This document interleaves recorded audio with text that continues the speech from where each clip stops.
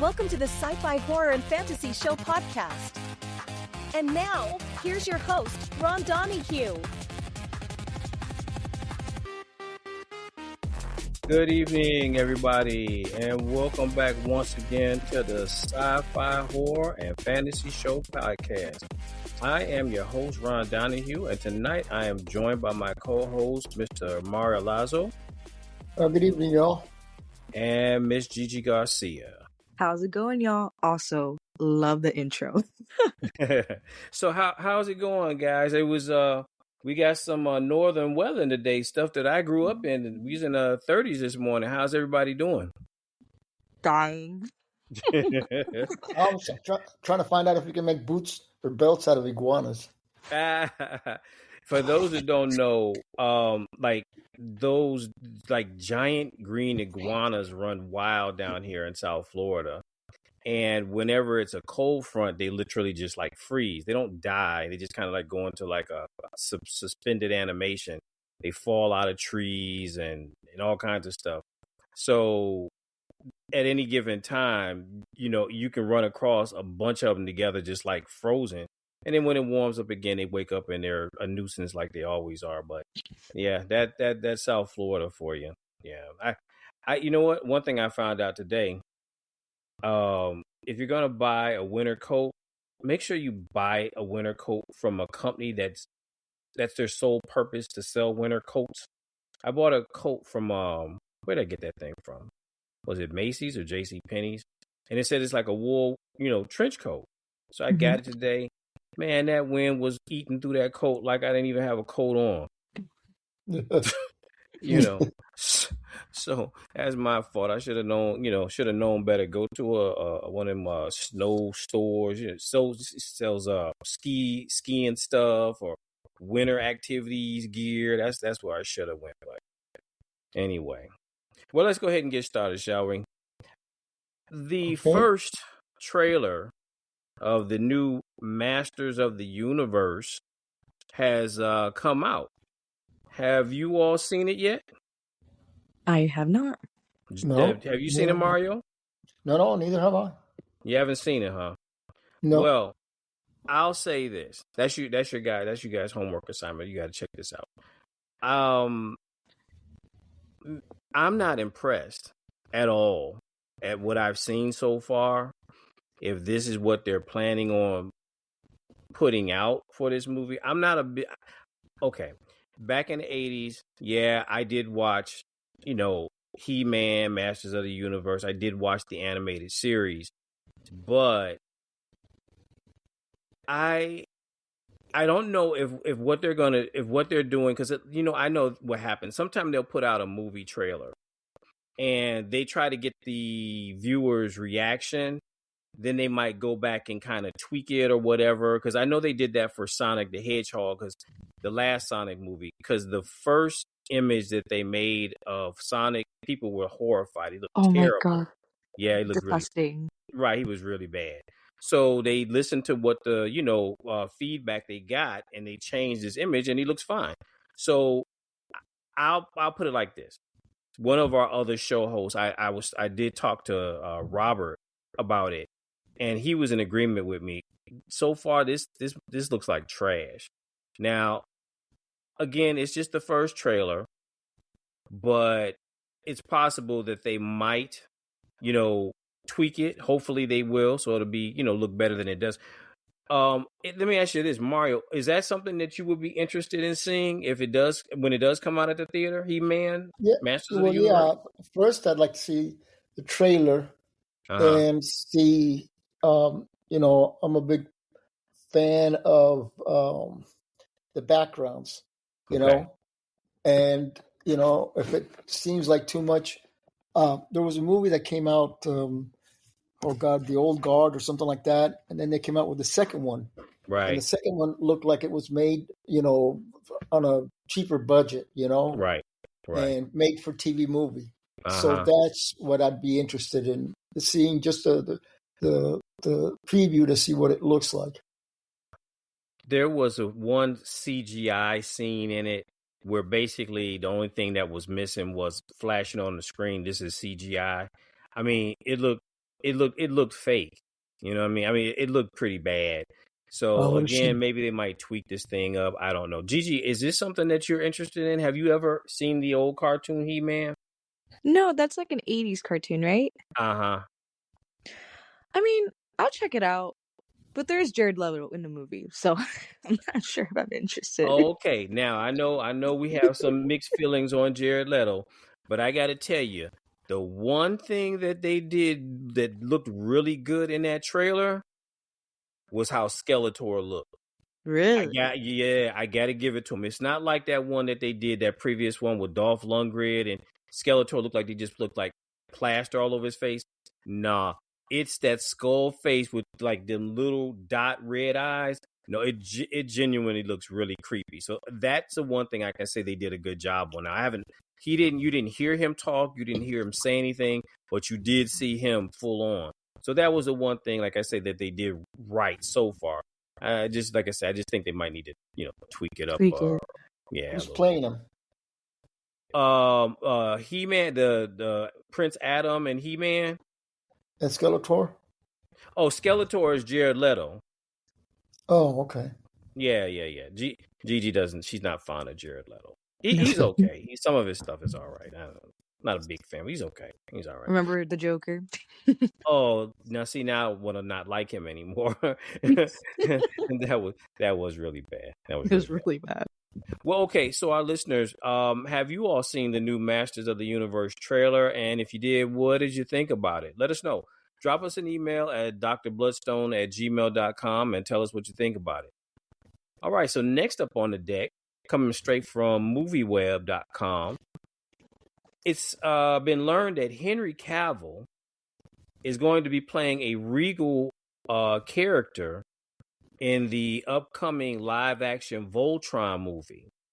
It said he's set to play a warrior king of Altea named King Alfor.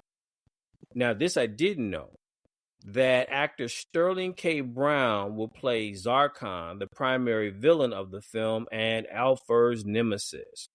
So, that's another 80s cartoon. Are you familiar with that, Gigi? Voltron? You've mentioned Voltron. I know it's like a mecha anime, like with robots. Well, they had so there's two different Voltrons. They had one where there were these robotic lions. There was a black one, a red one, a blue one, a green one, and a yellow one. And the pilots were the different characters. Each one piloted a different one. So then whenever they wanted to form Voltron, they would come together, and all the lions would, join up together, hook up together, whatever, and it would turn into the giant robot or whatever. Like Power Rangers almost? Yeah. Okay. Yeah. Right. If all the animals were lions, then yeah. But then there was a second Voltron. The second Voltron was made up of all these different vehicles. Like I think one was a tank, one was a plane. I don't really remember that one very clearly. But is it bootleg Transformers? No. It wasn't like that. No.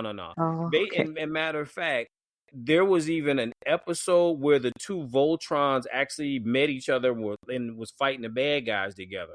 I don't remember what the premise was, why there was the one with the vehicles, but yeah, they that was a big show back in the 80s.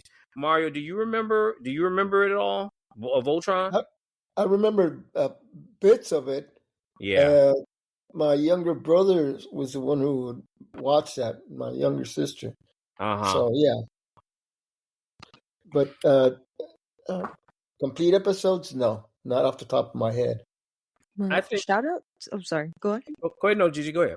I was gonna say shout out to Henry Cavill because he's collecting nerd franchises like Infinity Stones. Like he's starring in The Witcher. Yeah. He did Superman. Now he's doing another franchise like this one. Highlander. Really? That's right. Yeah, they are coming out with a Highlander movie supposed to be in. That's true. I haven't really heard any movement on that thing, but they did say it was supposed to happen though. Yep. You know what? I always thought that they kind of screwed him over. I'm not a huge Superman fan, but I always thought they should have gave him at least a second Superman movie, which they never did, because I know at even certain times he was even like kind of hinting on his Instagram or whatever. I remember one time he held up a Superman like in a black suit or something like that or what have you, and it never came to be. But yeah, it's pretty disappointing. His last appearance was what? It was Justice League? No. Oh, well, for the Superman, yeah. But I thought you meant on the big screen, because he did have a brief cameo in that horrible Deadpool and Wolverine movie. Did he? Yeah, he was a Wolverine from another universe. Oh, you're right, because people kept saying, oh, he might star as Wolverine. Yeah. It never happened and never went to the works. Yeah, I don't know. I mean, I think he's a bit too old for that role. You know, I mean, because he's already in his 40s right now, and I think whoever they get for the next X-Men, because we already know that they're coming. It wasn't a matter of if, it was just a matter when we knew they were coming to the MCU. We've already seen Cyclops is there. So of course Wolverine's gonna come. It's just gonna be, who are they gonna select to play him? And it cannot be Hugh Jackman. Hugh Jackman is like way too old now. I mean, he does a great job. Honestly, I'll be honest with you. I hated that Deadpool Wolverine movie. I thought it was stupid. But the best part of it was Hugh Jackman playing Wolverine. That was the best part. Deadpool wasn't funny at all. I mean, those lame jokes and stuff. He's not funny. Blade. Who? Blade. Oh, Wesley Snipes? Yes. Yeah, that was cool. I mean, that was cool, but I mean, he didn't have like a really huge part in the movie. But I mean, it was good to see him in there, you know? Yeah, it really was. Yeah. Mario, so what do you think? You think this is going to be a good role for Cavill to play, or Sterling K. Brown playing the bad guy? I mean, do you think that was good casting for the characters? I think so. You know, I like them both. Like you said, Cavill should have had a second shot, you know, at a Superman movie. Absolutely. So I was left disappointed in that fact, you know.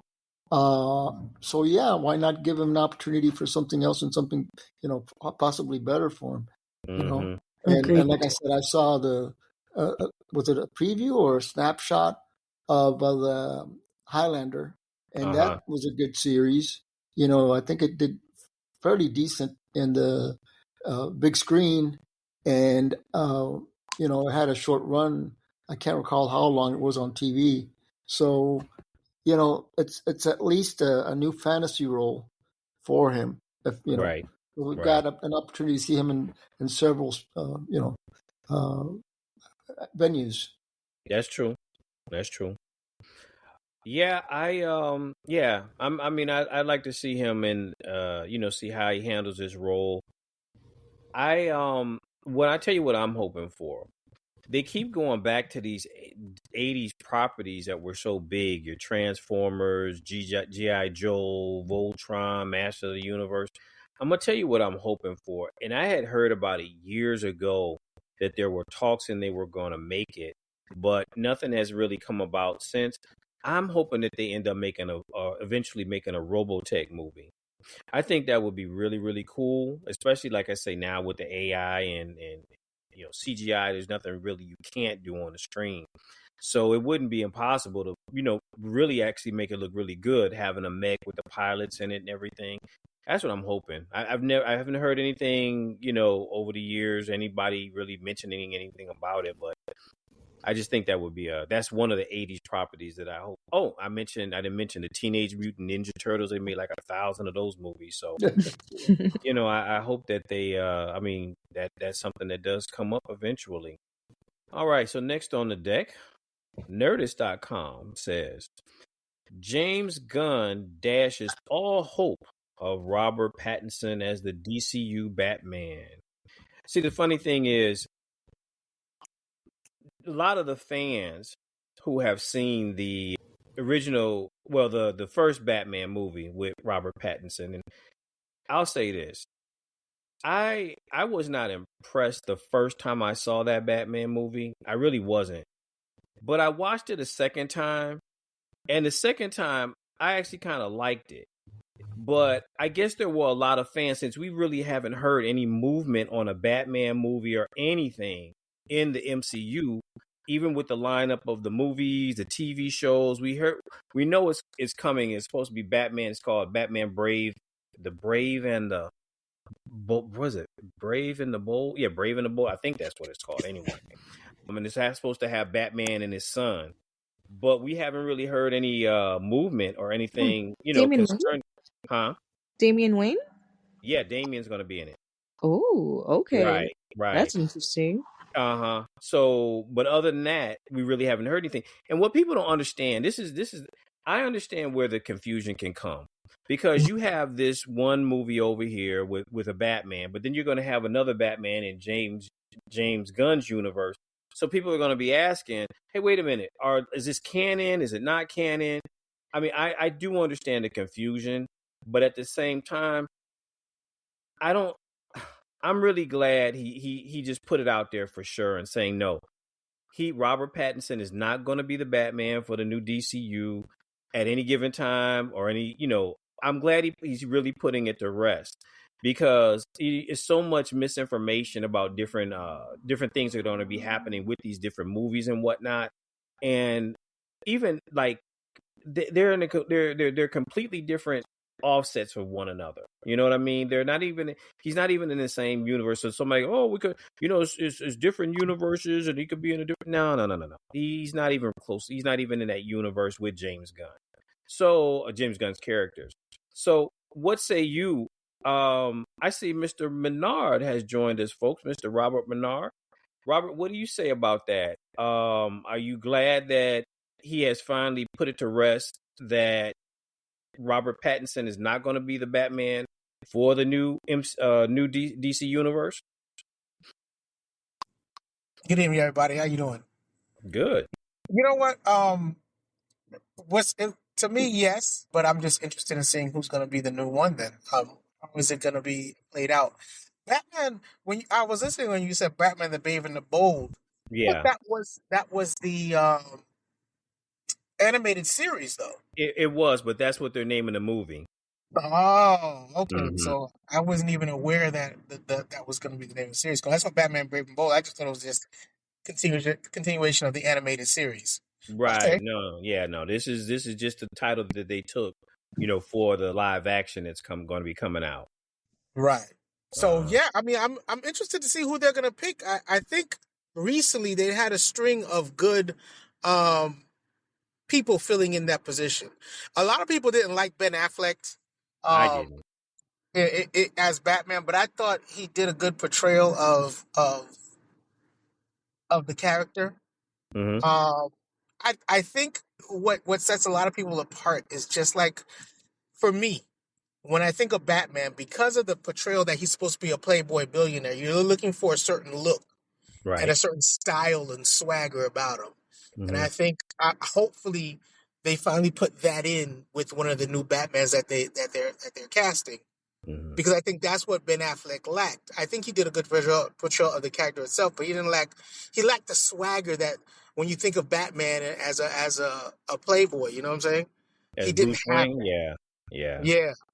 Agreed. So I'm hoping that they fix that.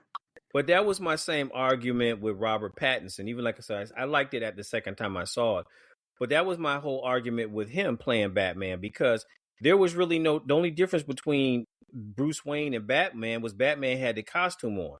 He was like brooding, just like Batman is. So that's what I was saying. I didn't particularly like how he played Bruce Wayne. Mario, what do you think? Are you happy that James Gunn is not having Robert Pattinson play Batman in his new DC universe? I really can't. I mean, to forecast that it's a little harder for me. I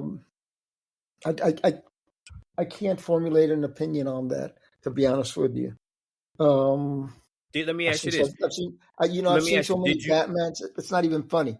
Did you like Robert Pattinson as Batman? Did you like the way he played him when he came out in the movie a couple years ago? Yeah, I did. Well, first off, it was darker. Yeah. Like I keep saying, and when you have a darker, uh, uh, uh, motif on that movie, it's hard to bring, a different personality. You got to sustain with the style of the movie. What's his name? Christian Bale, got away with it because of the cheerfulness of the movie, and until it would turn a little bit darker. But all in all, I can't forecast that. I wish I could, but I can't. I don't see it, because then I remember what's the first one from the late 80s, 89 or 90. The name of that character, Michael Keaton. And, yeah. You've had so many different Batmans, so George Clooney, however many we've had, so it's a little tougher, Yeah. I still remember those guys, regrettably, but like I said, I enjoyed the latest one because of the darker background in the movie and how it seemed more seedier, Yeah. Gigi, are you happy that Pattinson is not going to be playing the Batman in whenever they bring about the Batman in James Gunn's universe? I'm actually glad he's not gonna be in that main universe. Okay. I didn't really like his portrayal. Like, he seemed like pretty gloomy. He didn't have that swagger, like Robert was saying. Or I think it was you, Ron. My bad. That was Robert. It was Robert. But nonetheless, like, it's a shame because Robert Pattinson's a really good actor, and I mean, it'd be cool if he's in that universe. But personally, I didn't like that Batman. We need somebody with more oomph.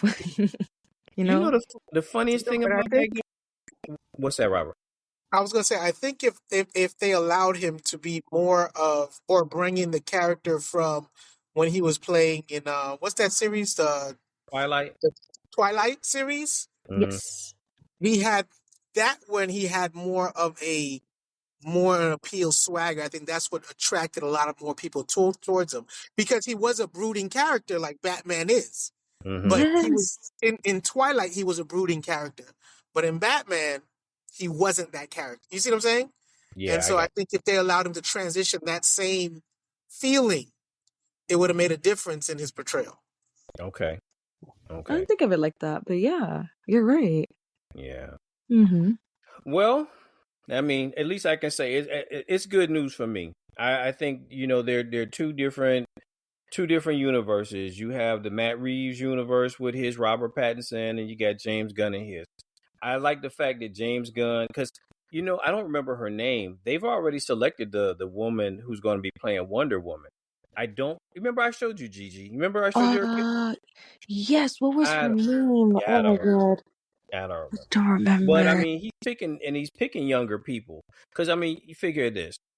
They're going to be making movies for at least the next 10, 15 years. If he's going to build his universe up just like they did the Marvel universe, man, it might be like 20 some years, So, I mean, I like the fact that he's getting younger people to play these roles, so it doesn't, I mean, and I'm not throwing shade at Hugh Jackman, because I'm not a big X-Men fan, but every time I've seen him play X-Men, even when he was up in age, he's always done an excellent job.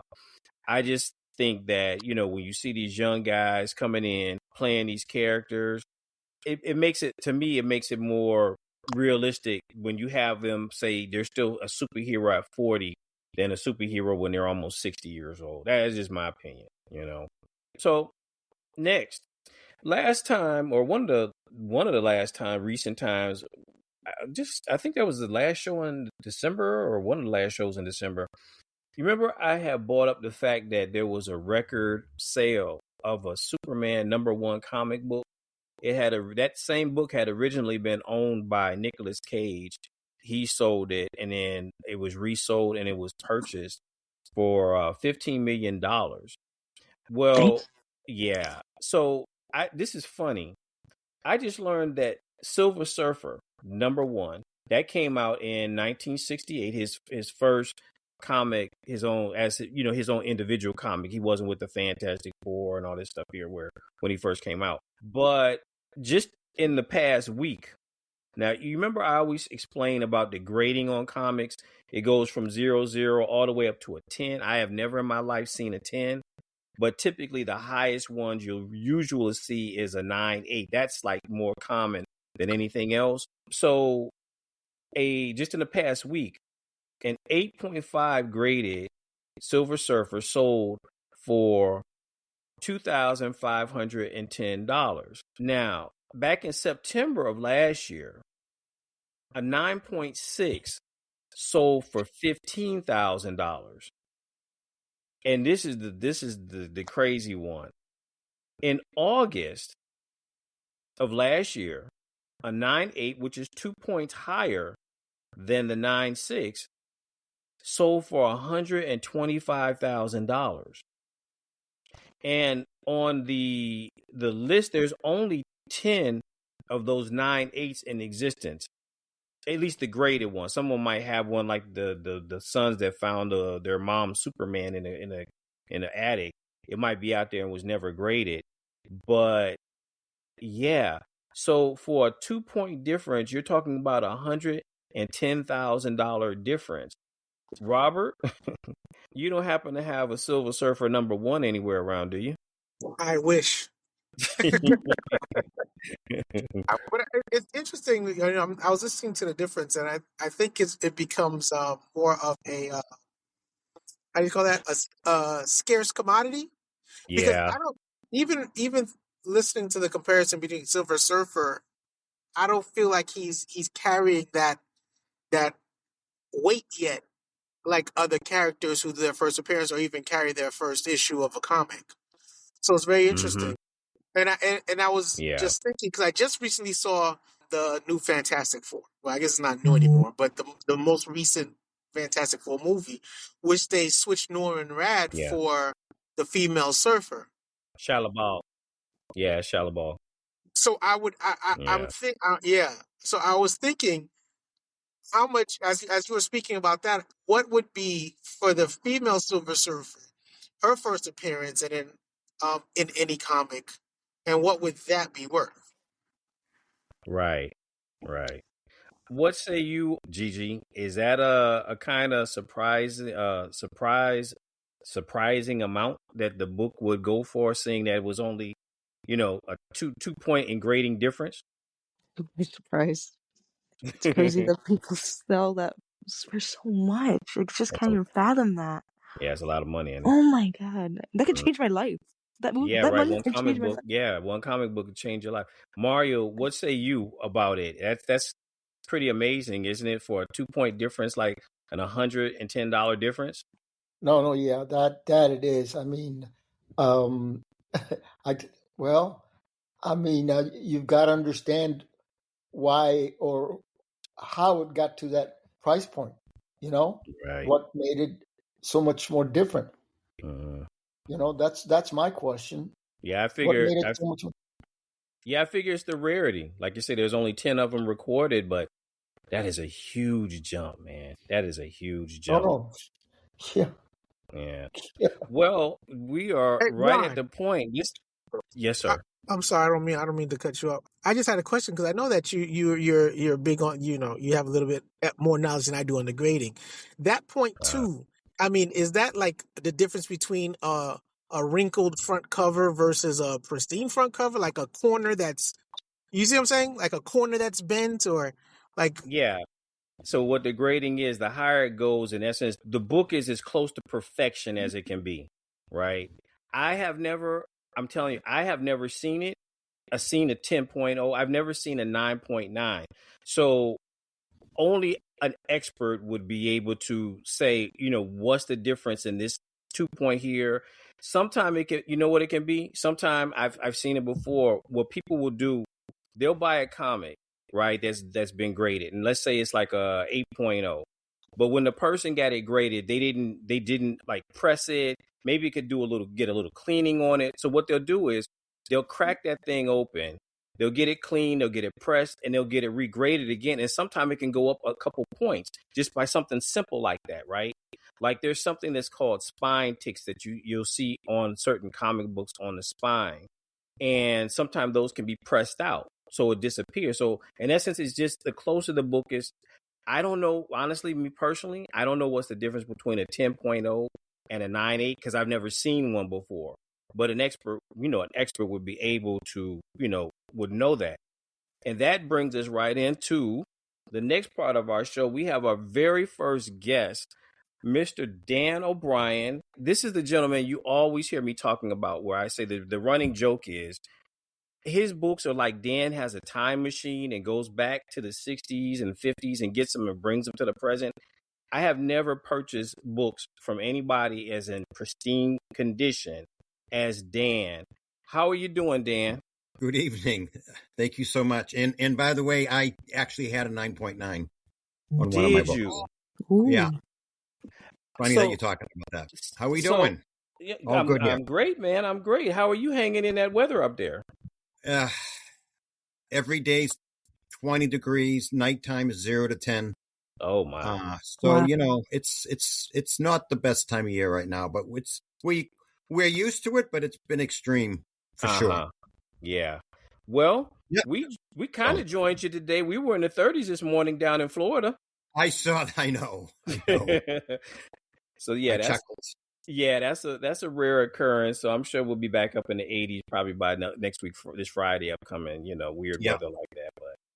Well, either or. Oh, once again, everybody, this is Dan. I met Dan through the app Whatnot. He has his own auctions on there, Minuteman Comics, and people sell everything on there on Whatnot, right? But I'm pretty much there for the comic books, and I met Dan. It was a while ago, and I was just like so impressed with the books that I've gotten from him. And another thing is funny. I love about Dan. Whenever he sees me, Dan knows for me, I have like, I don't want to say weird taste, but I like some of the big name books, but at the same time, I like a lot of stuff that maybe is not that popular. So if I'm on a show, Dan's like, Captain Retro, I got something for you.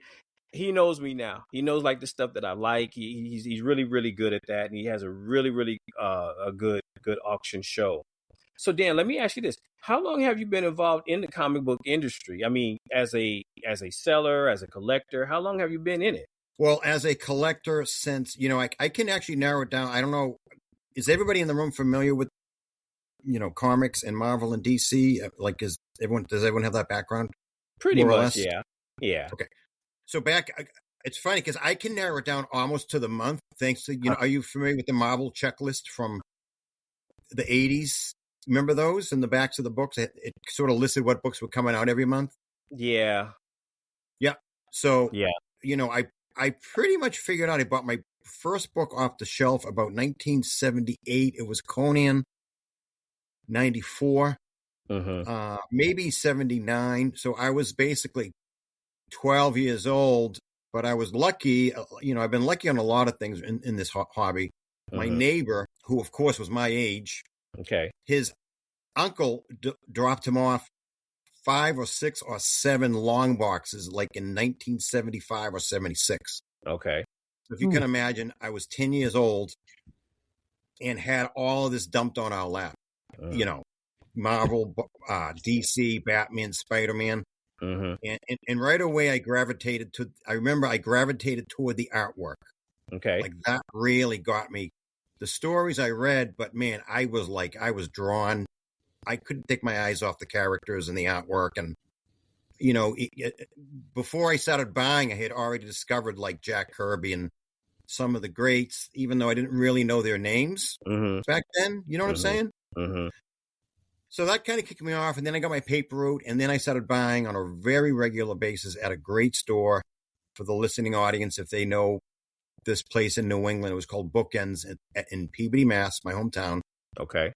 And I would go every Thursday night on my own. I'd walk the mile to the shopping center, wait for the folks to pull the newly shipped comics out of their boxes. And I would be first in line, if you can imagine, right? They didn't go on a spinner. They were placed on like a flat wooden board. Okay. Right? That's how they displayed it. And I could pick every book that I wanted, freshly minted, all newsstands. And I would go home with 10 to 20 a week. And I did that for like 5 or 6 years. So from like the golden age of the 80s, Frank Miller, Daredevil, Alan Moore, Swamp Thing, that era. Mm-hmm. All the Miller books and the John Byrne X-Men, right? Yeah. 5, 6, 7 years, and these books were just immaculate. And it's funny because I quickly picked up on quality because I would kind of read.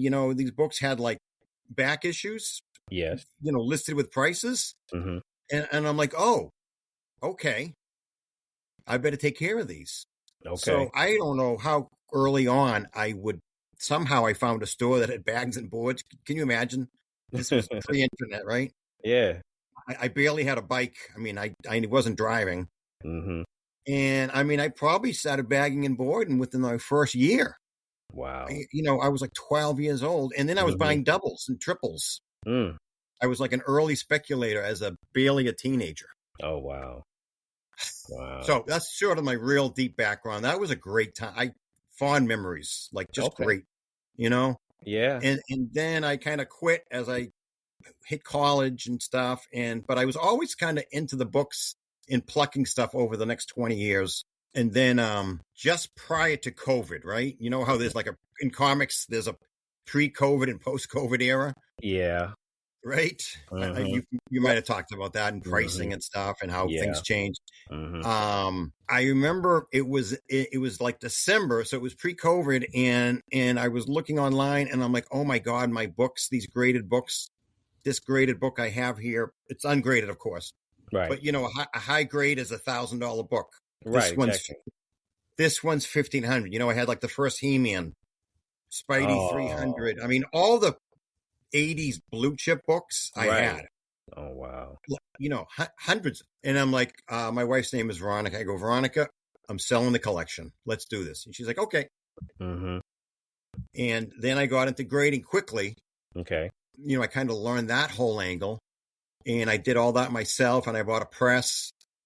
And I jumped on eBay probably in January of that year. And then COVID hit.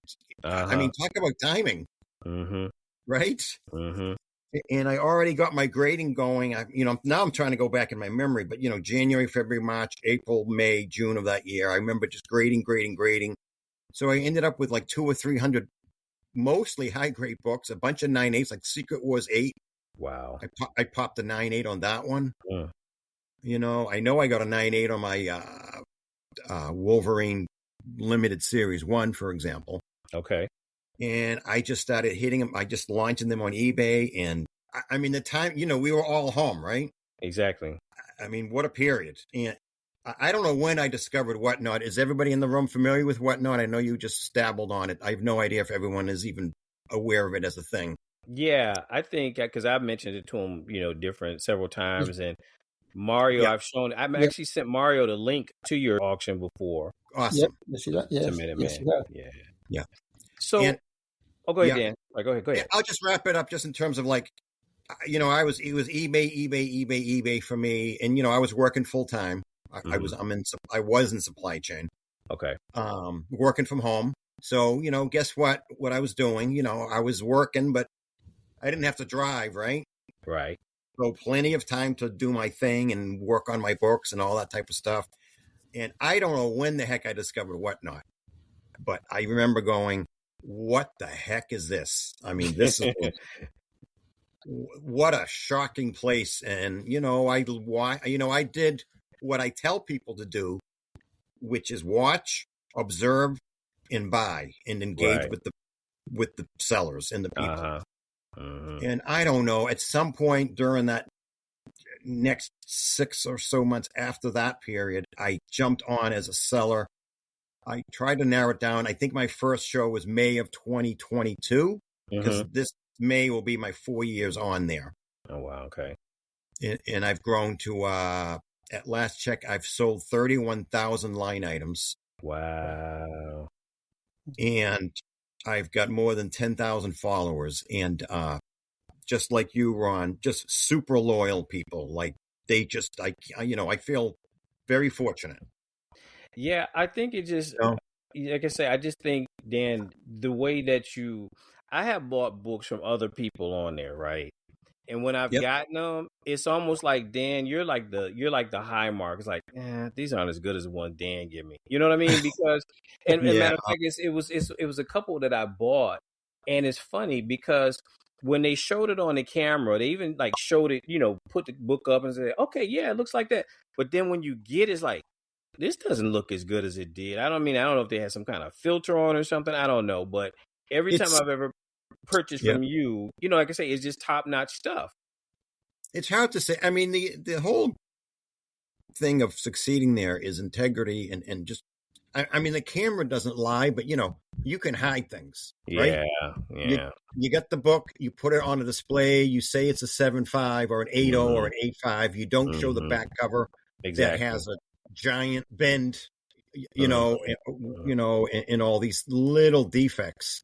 Yeah, there's ways to hide things. Even if you show that back cover, which people sometimes will, oftentimes not show.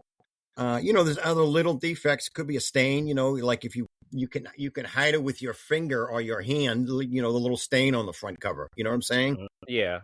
Those types of things. But there is. I have been lucky too because I had my collection, childhood collection, ridiculously high grade, like I said, because I took care of it. And then over these years, I had to go out and rebuy stuff. And, I do look for quality stuff. I just do. And then if it's not high quality, guess what? You show it. It's got these defects. If somebody wants it, great.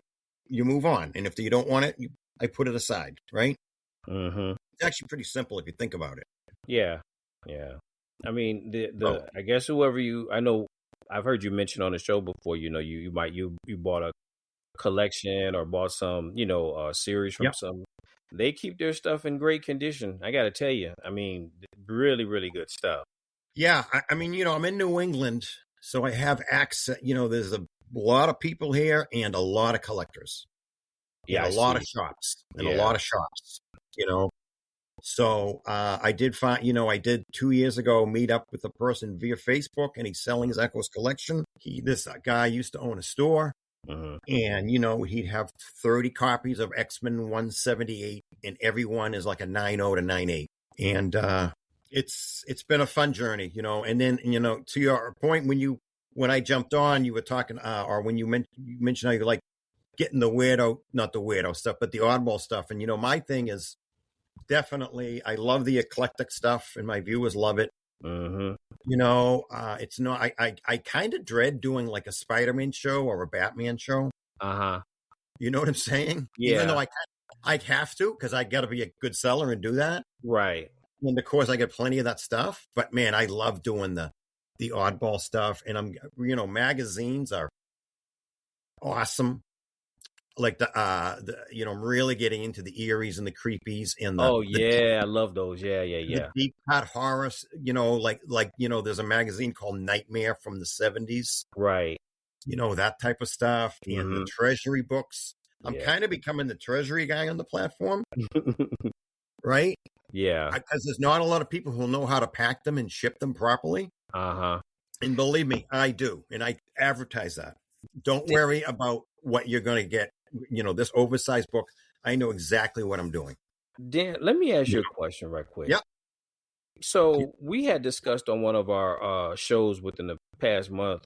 The question arises: we know that the last Superman, it was I think it was a 9.6, sold for $15 million. And now it had originally been in Nicolas Cage's collection. Yeah, I think it's a 9.0. I think. Oh, was it 9.0? I think so. Okay. Either way, it was a 9+, which is ridiculous. Right, exactly. And so when you hear about people buying, that's more than most of us are making a lifetime. Yeah. Do you think these are individuals who are buying this? And the reason why I say that, I know for a fact, every year, corporations buy millions and millions of dollars worth of artwork. Because it never depreciates. You know what I mean? Yeah. Do you think that it's individuals who are buying this stuff? Or is it like you say, for the artwork? Mario says something so interesting the other day. And I thought about it, I said, man, it's really a point. And what he was saying, when you have a book like that worth $15 million, at that point, he says, it's not even so much of a comic book as it's just like you're buying a piece of art. Because you're not going to crack open that slab and take it out and read through. You'd be insane to do something like that. Hell no. But at that point, it's just like artwork. Do you think that it is individuals who are buying these huge books like that? It's probably a mix. It could be an investment group for sure. Mm-hmm. You know, like a group of, it could be just a bunch of individuals who kind of team up on it. But I mean, let's face it, there's a lot of ridiculously wealthy people out there who are collectors of fine art, collectibles, stamps, coins, comics, records. Mm-hmm. So, I mean, I don't know. It's probably, those types of books is, because it's not just that one, right? But there's dozens and dozens that sell for massively high money. I mean, it's probably 75% or better are one person or a family. Wow. I don't care if I had $100 million. I think my wife would still murder me if I bought a $15 million book. Right. I think even though, like I explained to her, I mean, whoever buys that book, and I'm sure Dan, if they hold on to that book in the next 10 years, what is probably going to jump up to $25 million or something, $20 million to sell it? Maybe not. I mean, it might be, that might be it might be a $15 million type book for the next 5 years or so, because that's a lot of cash. That's a lot of money. But still, yes, probably a $20 million book at a minimum 10 years from now. Exactly. My issue in regards to that is that if you have, you spent a couple of $1 million for a particular Spider-Man, but it's not just the artwork, it's also got to involve the story, the volume inside, between the covers, because if that one particular person likes Spider-Man, well, there's a reason why he likes Spider-Man. Unlike just art, plain art, and I shouldn't say just plain art, but, abstract art, as opposed to, a graphic novel, that's where, for me, it's difficult to understand because, and not, if in the future I get $80 billion and I buy one particular one, and Ron, I think you know which one it is, Sergeant Rock. Yeah, exactly. It's because of the story inside of it, not just the artwork. So, that's where I have a difficult time with in regards to that volume of money for that particular, Well, the beauty of comics in using that example is you can always get the reprint. Mm-hmm. Oh, okay. Yeah, I guess you're right. And there's plenty of Superman 1 facsimiles and reprints out there, and they cost $3. So you have the slab book on, and it doesn't have to be that one. Let's say it's the first Punisher appearance, Spider-Man 129, right? That's a $1,000 book, $1,500 book. And if you have that in a slab, okay, you stick it on your wall. You can't read it, but, you can get Marvel Tales 108, I believe, or you get the facsimile, so you can read that. Yeah. Right? Or go out and get a low-grade copy.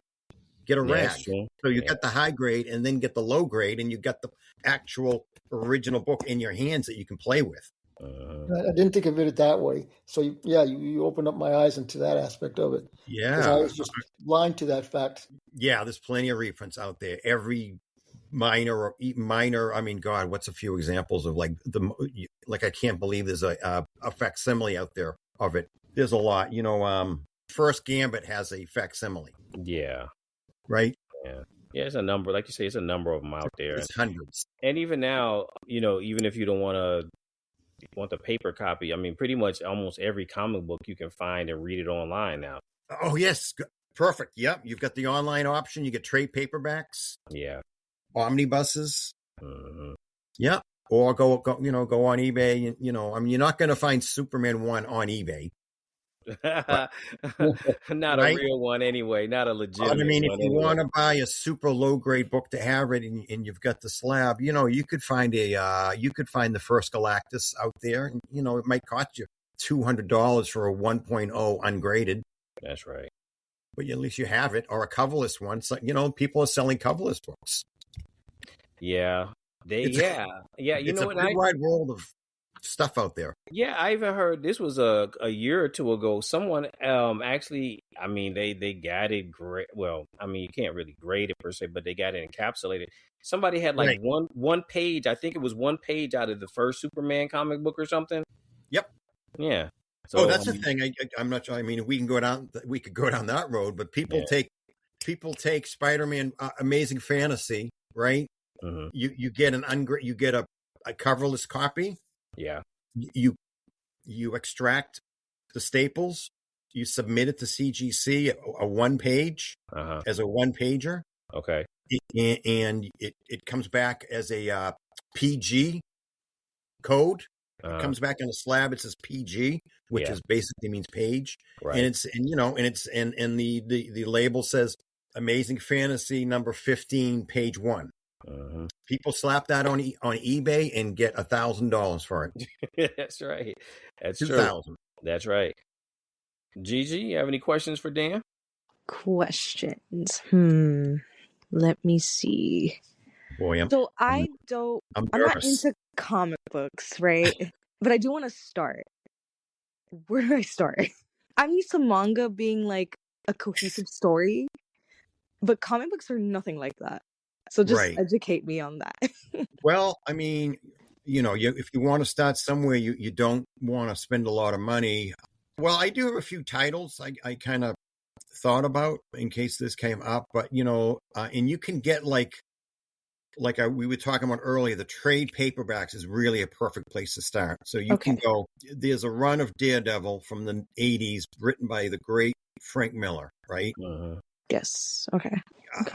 Yeah, I tell you, there is trade paperbacks out there. His first issue was number 158, and it ran to 191, and it had the first Elektra. If you know Elektra, you may or may not know Elektra, but yeah, Elektra, I'm familiar. Perfect, great. So first appearance is right in that run. It's one of the great. I was fortunate; I was buying that off the shelf every month. Wow, and it was like, I remember 167 was the first Daredevil I picked up because I know that for a fact. And I was like, what the heck is this? Like, this was different. Yeah. This was different. Like, it was like very noir, dark, grim.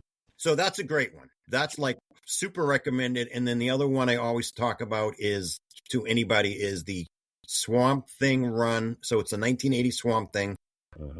Started at number 1, and then issue 20, Alan Moore took over. The great Alan Moore. Okay, Watchmen, V for Vendetta. Okay, that Alan Moore. And he started writing that book. And that was for me, I was like 13 or 14 years old, and it blew my mind. I probably cried that night. It was so good. Wow. Because that was just completely, nobody was doing that. So that's another good run. Again, you could get the trade paperbacks. You could get those books are super cheap. The Swamp Thing ones I would say start at number 1 to get a handle on the character. And then he took over at issue 20. And I think he went like to issue 65 or something. So it's a long run. Long run. So those two jump out. And then if you like just great cosmic characters, Fantastic Four run, you get the trades, omnibuses. Because, the original Fantastic Four, those are $1,000 books. Yeah. $1,000? Yeah. Oh, yeah. Well, we're talking about, I'm going back to Fantastic Four 1, back to 1961. Oh, okay. That's what I'm saying. But that's the run you would want to get. Because it's classic, cartoony, originally kind of cartoony, but yet the stories were, about family and people with just like everyday people with like everyday problems. Probably ahead of its time then. Like, yeah, at the time. Okay. Definitely. Okay. Yeah. So those kind of jump out, and, we could do that for an hour, but, that's great run. Those are 3 off the top of my head.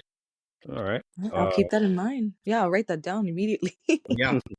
All right. Robert, question? Yeah, actually, I want to piggyback a little bit off of what Gigi was asking. Only out of curiosity. I have a different question, but out of curiosity.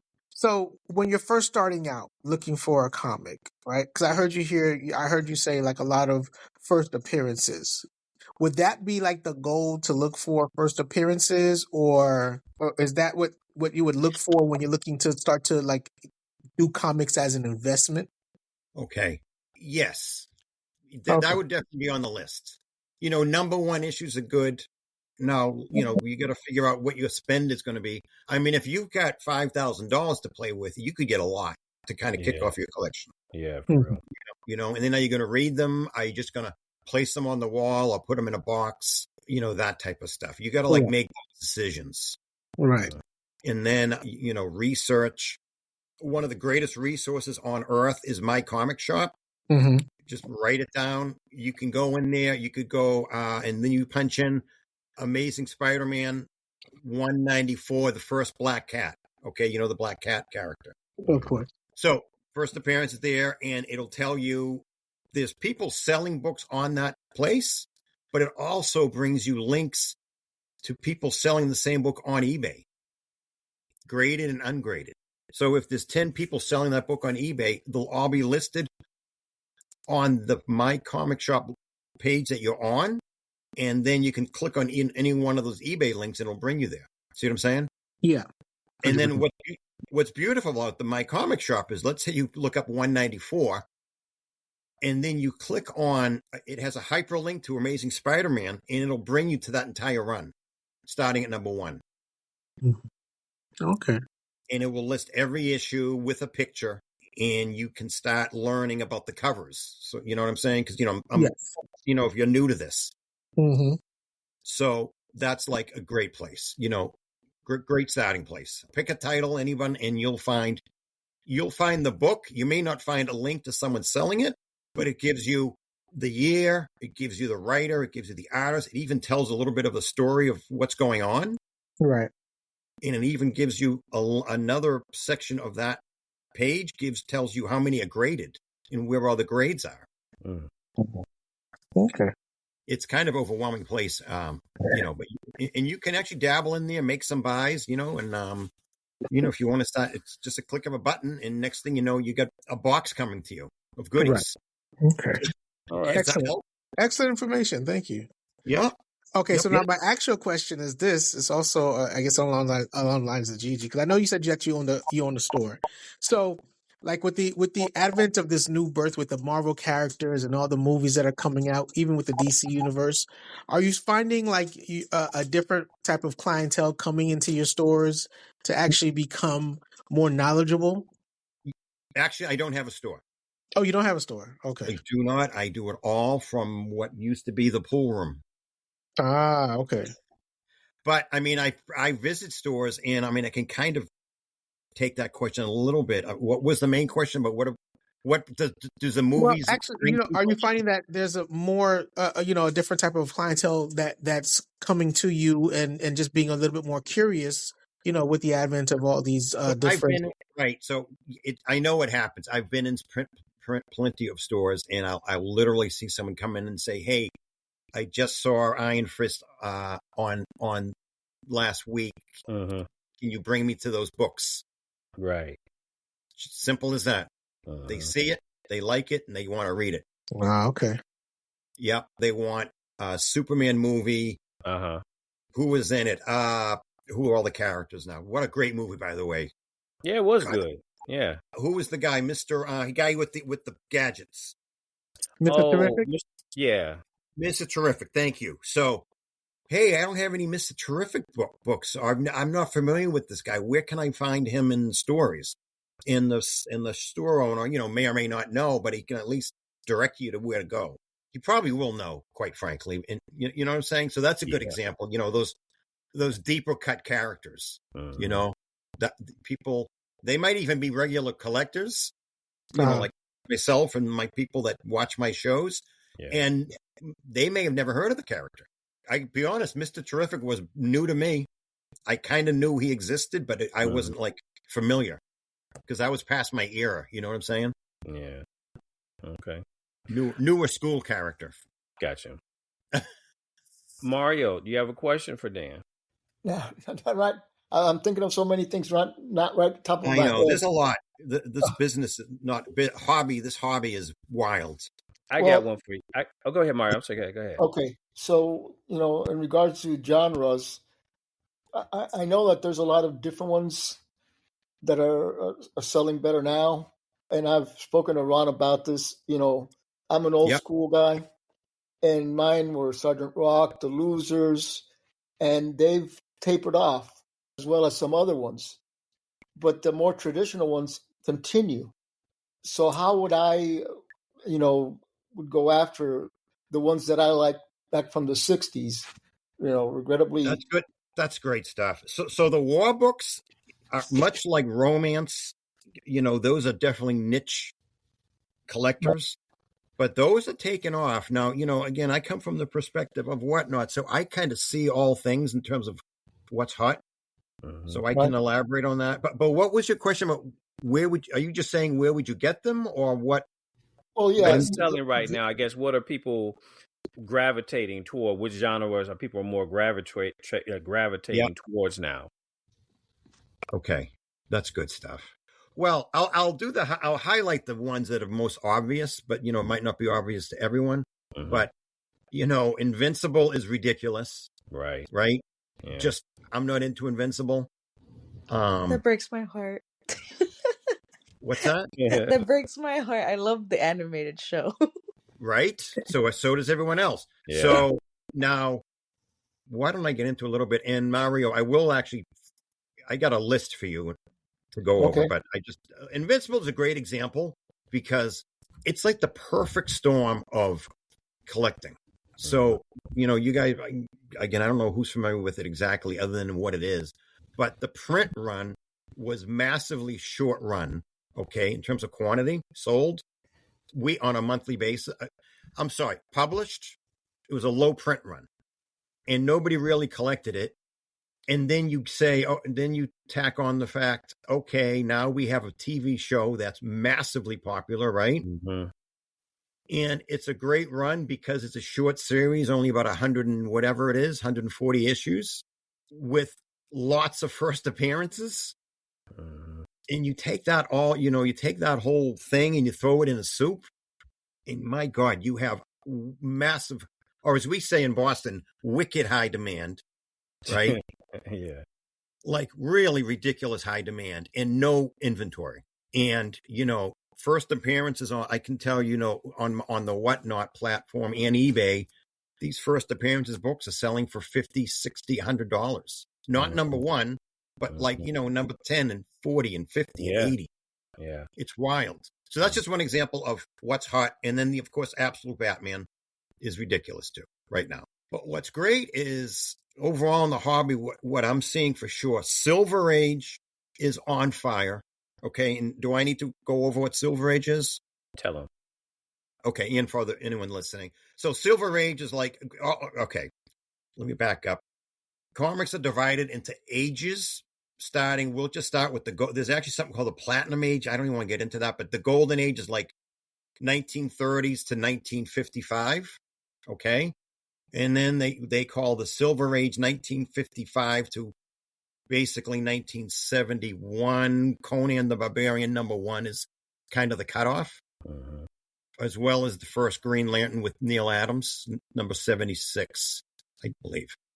And then the Silver Age ran from that year till about 1985, like the Secret Wars era. Okay, so when I say Silver Age, I'm talking mostly 60s, really. That was sort of the main era for the Silver Age. So anyway, my point is Silver Age books in high grade are super high demand, and they're really hard to find, right? I think we can acknowledge that. Yeah. So that makes sense. Of course, and then you get, you can almost do it by title and genre. So you get the superhero books with X-Men and Spider-Man leading the way. #1 across the board, the hottest books out there on Earth. 1960s era X-Men and Spider-Man. And then you got other stuff like the Neil Adams Batmans, right? Super high demand. I'm seeing definitely people are getting into the war books. People are definitely getting into the Westerns, though more so the 60s versus the 70s. Yeah. Oh, okay. Okay. Because those are hard. I mean, think about it. Those books were read and thrown on the floor. Yeah. Yeah. So to get them in high demand, and I'm probably talking grade 5 or better. They're hard to come across.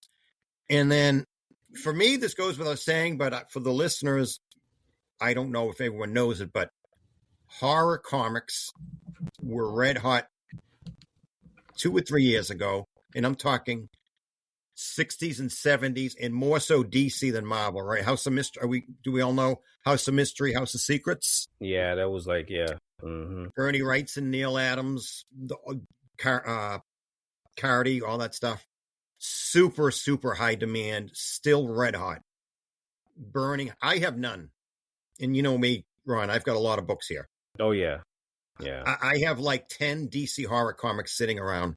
If I could find a couple long boxes, I would be very happy. But that's a hot genre. It's a hot genre and will remain hot, I think, almost forever. I usually try to buy them up from you whenever I get on your show. I know. Thank you. But so okay. So I like and Mari, does that help? Did that help? Does that help you at all? No, yeah, it does. War books are very cool. I'm very familiar with them. And, it's a lot of great Kubert art and other, Neil Adams did some covers and artwork and a lot of characters. And actually, Sergeant Rock actually got canceled from DC, as far as I know, from being a character in the movies, right? They had actually, was supposed to, what's the guy that played the last James Bond? Daniel Craig. Craig. They actually had him listed. They said that they were already doing looking for different, areas, different parts of the world they were going to film it, but they just they pulled the plug. They said after Daniel Craig they did name I think one other person, but then they just finally pulled the plug on it. Yeah. And just because they pulled the plug doesn't mean it won't come back. Yeah. Yeah. I mean, honestly, I talked to Mario about that. I said, not trying to be political or anything like this. The world's so unstable right now. I wonder what a fictional war movie, you know what I'm saying? How well, I don't know. Yeah. Maybe it would. They had Captain America and that was fictional, World War II. I think I was thinking of, as we were talking about this, just even right, and I'm thinking about it right now. Mm. DC's kind of smart. You don't want to try to be everything and cover everything. Right. Yeah. You got to take it slow, which they're doing. They got the superhero down and Supergirl's come out. And by the way, Supergirl is red hot, smoking hot books. And that's just going to get higher. And then, of course, Lobo is on fire. Right. Too. Yeah. So, they're not expanding too much. They're going to get into horror. Swamp Thing is coming. Mm-hmm. I think it's awesome news. But, can you do a war character? And, they get their hands full. So it's fine. Dan, I got one more question. Two quick questions for you. One, recently I shared with you one of my holy grails was I wanted the first Prince Namor #1, which I finally got my hands on. I got a raw copy. I'm going ahead and get it graded. Are there any books out there that are like holy grails that are for you that you wouldn't sell, that they would be part of your collection that you wouldn't sell them? Of course. Though I tell my friends, because I chat with other sellers, obviously, mm-hmm. they go, "Oh my God, I got this book. I can't believe it. I've never had it before. Mm-hmm. I'll hold on to it or whatever." And I go, "Well, you have it, but we're sellers, so go ahead and sell it. I mean, it's a great book." I love getting stuff. I'm finding I love getting stuff into my viewers' hands. It's so satisfying. Okay. But having said that, to answer your question, I mean, if I've held Fantastic Four 1 ungraded in my hands once. Okay. And I didn't wash my hands for like 5 weeks. Just kidding. But that's one for sure. Okay. And that first Doctor Doom is, oh my God, Doctor Doom is, FF5. Yeah.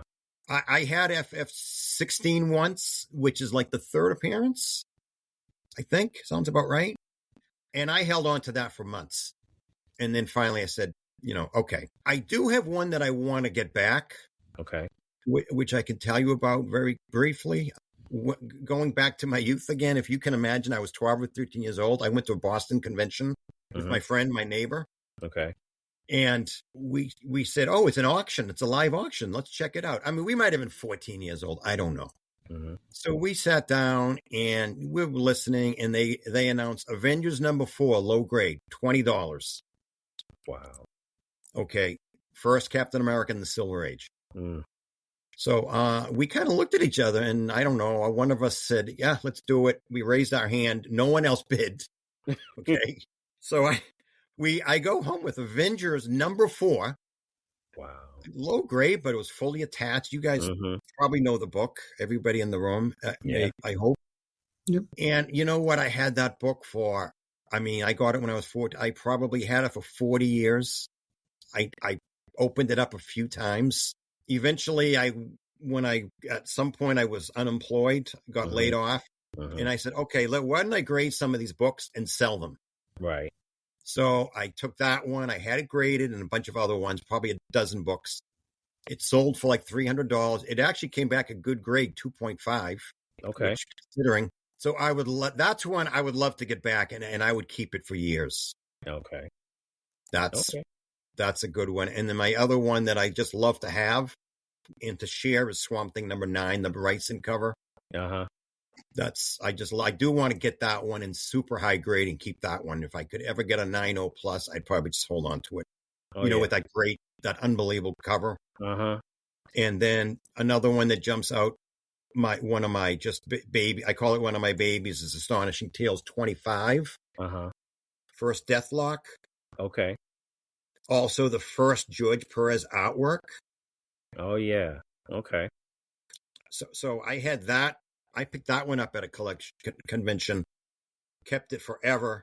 I think I graded and sold that. And, if I see that book, I'll just try to grab it and I'll hold on to it for a while. Then I'll do my shtick on my show and show it off and tell them all about it. And you know what? And I'll get into someone's hands because it's what I love to do. Right. It's so satisfying. Like I said, yeah, it's so fun. And Conan 1 for me is always one of my grills, even though I've had it. I love having that book. All right, Dan. So let me ask you this last question. Yeah. In your time, being a seller, what's the most memorable moment you can remember having in all your years of, being a seller or a collector? Well, one was, because I already talked about it, was that moment when I landed Avengers 4 for $20. Yeah. As not even a teenager. But, I got to think about that. I don't know. I find it's finding the fun stuff. So last year, I got a collection of horror books, which, as I've told you, they're all gone. But in that long box, I plucked out the third Moon Knight.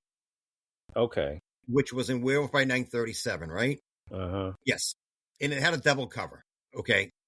And I showed that to my folks in my live show, and it almost shut the lights off. People were like, "Where did you get that?" It's that type of stuff, Okay. And there's other ones, but I can't quite think of anything else. But it's just finding the obscure stuff and hard to find stuff there's no end to the fun in that. You know what I'm saying? Mm-hmm. Well, thanks again for joining us, Dan. Tell everybody your hours that you're running your show, Minuteman Comics, on whatnot. Yeah. So thank you. And thank you guys. This was great. I'd be happy to do it again. Absolutely. So I always run either Monday or Tuesdays for sure. This week I'm doing Tuesday with my goal of starting at 4:00 Eastern time. Okay. For anyone with the app, you can find me there. I think it might say 5 now. I might start it at even early. I'm trying to get more into some afternoon gigs. Okay. Number one, for my mental health, because when I go to bed even at 2 a.m. now, it kind of kills my next morning. Gotcha. And then generally I'm live at least twice a week. So I'll do that Monday or Tuesday. And then I always try to do one weekend show, Friday or Saturday. And then every once in a while, I'll try to do 3 a week. But, with all my shipping that I have, which I never ever complain about, I try to do a show and then get the shipping done the next day. And that takes, it's a full day for wrapping all that up. So I really can't. Some of these people who do a couple of shows in a row, I don't know. I think it's not wise. Mm-hmm. But if you have an army of people, I'm just one person. Mm-hmm. but some of these sellers have, multiple people, or they have their own shippers, whatever. You know what I'm saying? But Yeah. So that's my story there. So, thank you for letting me talk about that. And I hope I'd love to see the folks in this room here jump in and we can chat. Absolutely. It'd be great. Absolutely. If you do come on, it might not be your name that I see here, so you'll need to tell me. Right? Yeah. And I tell Ron this. No, because it's like crack for me, and now you're my crack seller. So now I want to be on your show and watching to see what you got all the time. Awesome. Listen, we talked about treasuries. I've got that. I'm going to be my weekend show. If things work out, I'm going to be doing a magazine only show. Oh, wow. I've got Superman versus Muhammad Ali right here. Oh, I want that. Oh. Well, you'll have to wait till my weekend. Oh. But I have that, and I've got another dozen treasuries. I've got some unbelievable horror mags. I can't believe I have these, and they're friggin' awesome. You're gonna put those out next on the weekend? It's going to be a weekend show, yeah. Okay, yeah. I want to jump on that one then. I'm aiming for Saturday afternoon. You can't. I literally can't believe the stuff I'm going to be offering. Yeah, and trust me, when he says that, he's 100% accurate. I mean, he's not exaggerating. He's really on point. When he says that, that's something. If you're a collector, you really want to jump on and check out his stuff, man, because I'm telling you, it's like top notch. This is wild stuff, and you are correct. I am not even like remotely elaborating. I can tell you, I've got that awesome. It's called the Bernie Wrightson. I forget what the title is, but it's like it came out in the 70s. It is packed with his artwork in an interview that he did, and it's an impossible book to find. Wow, and it's really cool. Like I want to kind of hold on to it, but it'll be fun. It book like that, when I put that in front of the screen, the eyeballs are just going to be popping out of everyone's digital face. Absolutely. Absolutely. Well, all right. Thanks again, Dan. We really appreciate you coming on and sharing your knowledge with us. And I definitely hope you'll be able to make it on with us sometime in the future. Yeah, this was great. Thank you for making it very easy. This was very, I could do this for 10 hours. So, all right. Well, thanks again, Dan. You take care. Yep. All right, I'm going to head out. All right. Have a great weekend, guys. You too. You too. Yep. You too. Bye-bye. Bye-bye. All right, guys. Well, that brings us to the last part of our show, which is actually the question of the week. Since we were talking about earlier, we were talking about how so many different properties they've made and are making movies and TV series for them. The question of the week is, you're handed a massive budget to turn an animated series or anime film from the 1980s through the early 2000s into a live action series for Peacock. What do you adapt, and why is it the perfect choice? Oh, I got this.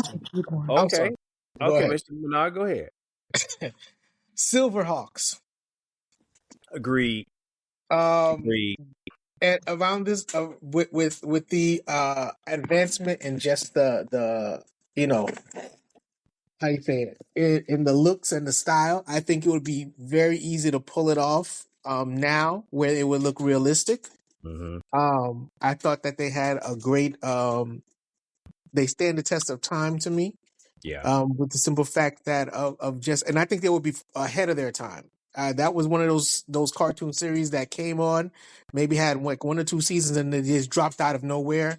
Right. So I think reviving them now, this day and age, this would be the perfect time to do it.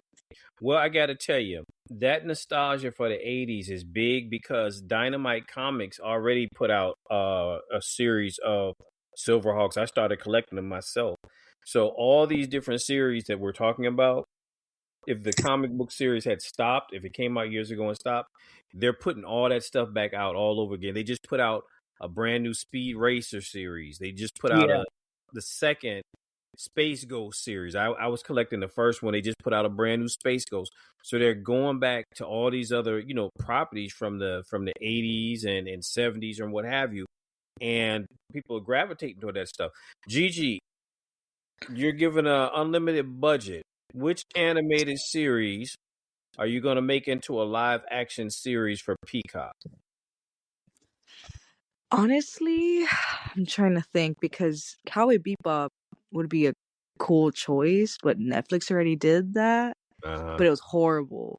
Okay. Now, if I had the budget, oh yeah, definitely Cowboy Bebop for sure. Is anyone familiar with Cowboy Bebop or not really? I'm familiar with Cowboy Bebop. I'm kind of. That's like they're like bounty hunters, right? Bounty hunters in space, cowboys. But yeah, kind of like Guardians of the Galaxy if they were bounty hunters, right? Correct. Gotcha. Okay. Unlimited budget, that would be it. Okay, and Mario, which animated series from the 80s through the 2000s would you make a live action series for the name Peacock? of two of the characters, Haji. That's Johnny Quest. That's Johnny Quest. I was gonna say Bandit. Yeah. Yeah. Yeah. Johnny Quest. Yeah, you know, that's funny that you say that. There has never been a live action Johnny Quest. No, it's not. That was a good one, Mario. I'm still biased. I'm going to bring it up again. I want a Robotech series. Okay. A live action Robotech series. I think that would be like really, really cool. For those who don't know, you know, Robotech was a series. It came out in 3 different parts. They call it 3 different generations. But the first one, honestly, was my favorite one, where they had the fighter planes that could go into space. They could fly, you know, in the Earth's atmosphere. They transformed. There were 3 different modes. There was the Guardian mode, where it looked like it was half plane with the legs at the bottom and the arms. There was the full jet plane mode. And then there was the I can't remember what they called it when they were the full robot, but the pilot was still inside. I don't remember what that was called. But yeah, that's what I'm. That would be my dream show that I would produce. All right. I feel like they tried it. Not to cut you off. I feel like they tried it when they did. What was that TV show where they were fighting the creatures coming from the depths of the earth and the robots? Oh, what's that? The creatures that came out the depths of the earth. Yeah, they did two movies. They did a part 1, part 2. It's like I can see it. What Starship Troopers? No, not Starship Troopers. It was it had Idris Elba in it. There was 2 of them that worked the robots. They had to drift. Oh, Pacific Rim. Pacific Rim. I feel like they were trying to like introduce that idea or concept with that. Yeah. But I don't think I think like Gigi was saying, that was just one of those failed attempts to me. Yeah. I think it could have been a little bit better. So yeah, I agree with you with what you would revive the Robotech. I agree with that. Yeah, either Robotech. I was gonna say another one, but again, not trying to get political. With this political climate, I don't think. You know, do you all remember Exo Squad? Yes. That was a good one. And remember, we like it was JT. I think JT Marsh. I think was the leader of the guy squad. Mm-hmm. And the whole thing was they were fighting against I don't remember what the purple people were called, but I was telling Gigi, you know, when you look back at kids, you're like, okay, you're rooting for the heroes, but realistically, that's a really jacked up story because the purple people, they were created by humans, but they were created basically just like hard labor. They were sent to like planets where the environments were like really dangerous and whatnot. So humans didn't have to risk their lives. But then they find it's like, wait a minute, this is not right. How come we're putting all this dangerous right? And they wanted to be free on their own. So therefore, they built themselves up and were fighting against the humans. But again, it always seemed like, you know, the humans were the good guys. But when you look back, like, no, not really. They suck. You know what I mean? So yeah, I'm kind of on the I guess what they would consider the bad guys. I'm kind of like on their side, man, because yeah, it was really a messed up story. Yeah.